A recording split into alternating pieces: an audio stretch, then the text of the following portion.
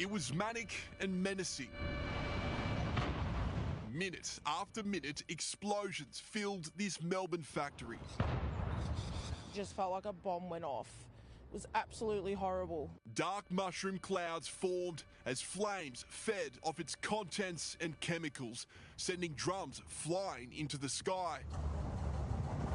The bursts of heat brought walls down metres from where crews faced a daring fight, dodging falling debris, a battle in itself. Firefighters are obviously aware of the danger and have positioned themselves where there is significant cover, but that does not mean that they wouldn't get injured if one of these hit them. Traffic continued on the freeway in Derrimut, west of Melbourne's CBD.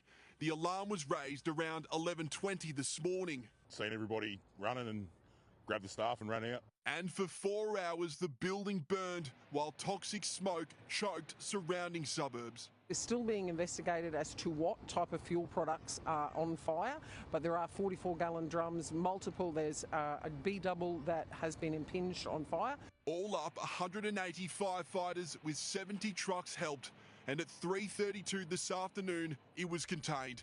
The job far from over as experts determined what sparked this major emergency.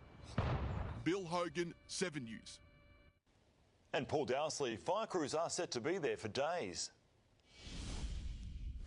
And that's because, Max, this inferno was just so intense. The risk of flare-ups overnight and into tomorrow remains significant. So firefighters will be pouring water right into what's left of this factory, particularly trying to soak the seat of this fire. There will still be heat down there.